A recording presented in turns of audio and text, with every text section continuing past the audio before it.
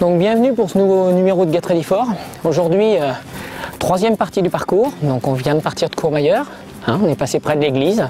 On est monté sur la gauche, comme j'expliquais dans l'autre numéro. Et là, on a commencé l'ascension donc dans le village de Courmayeur. Petite route pendant quelques kilomètres avant d'attaquer donc les sentiers qui vont nous emmener donc sur le chalet refuge de Bertonne. Et pour ce, en avant, c'est parti.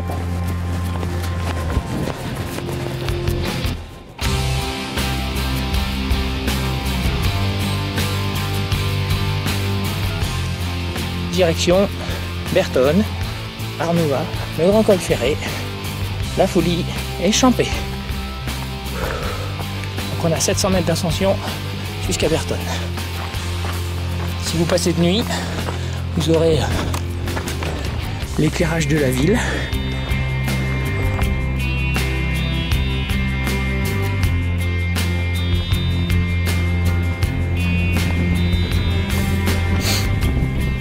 Là, il peut y avoir pas mal de vent et il fait surtout frais grâce à lui.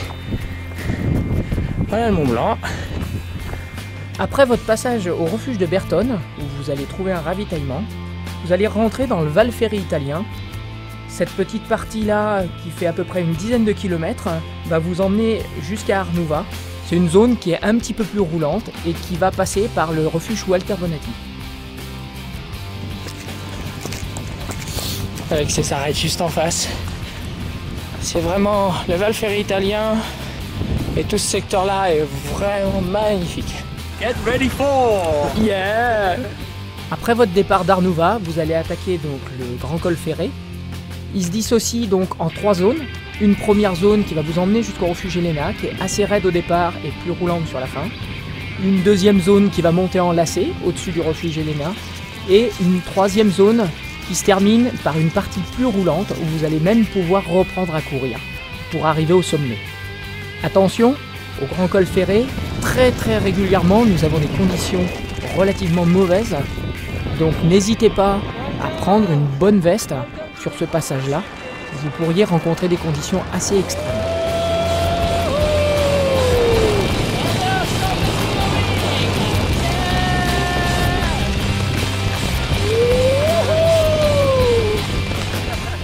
Lors de votre descente dans le Val Ferré suisse, petit changement de parcours juste après votre passage à la Peule. Vous allez descendre jusqu'au village de Ferré avant de rejoindre l'ancien parcours jusqu'à la Foulie. On est passé avec le refroidissement à une limite pluie-neige à 2002 à peu près.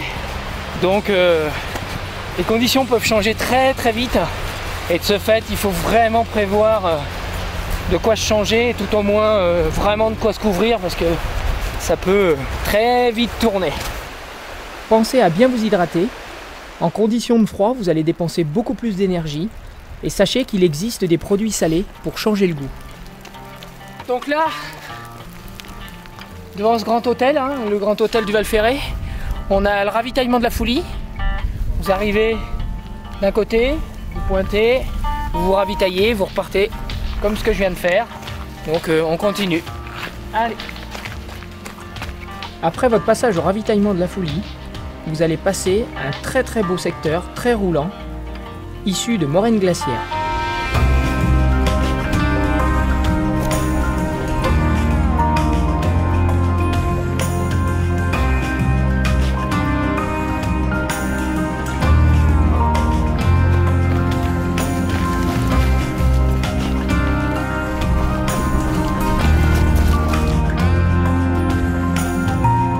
Direction Champé, on va tranquillement monter les 500 mètres de dénivelé positif pour arriver donc à la fin de notre troisième partie de recours qui va nous emmener donc jusqu'au gros ravitaillement de Champé.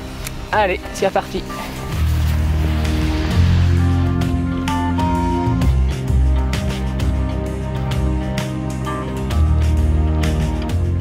Lors de cette montée, vous allez emprunter le sentier des champignons.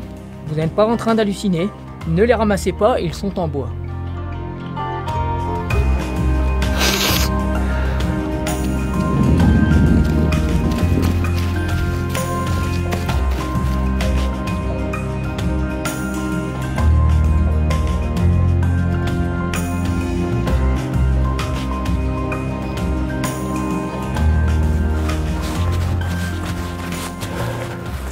Donc nous voilà à Champé, hein. On vient de terminer l'ascension.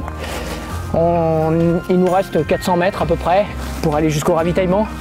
On se retrouvera donc pour un prochain numéro de Get Ready For, où là on attaquera le final, donc avec Bovine, Catogne, et pour finir le col des Montées, la tête au vent. Donc là ça sera pas une mince affaire.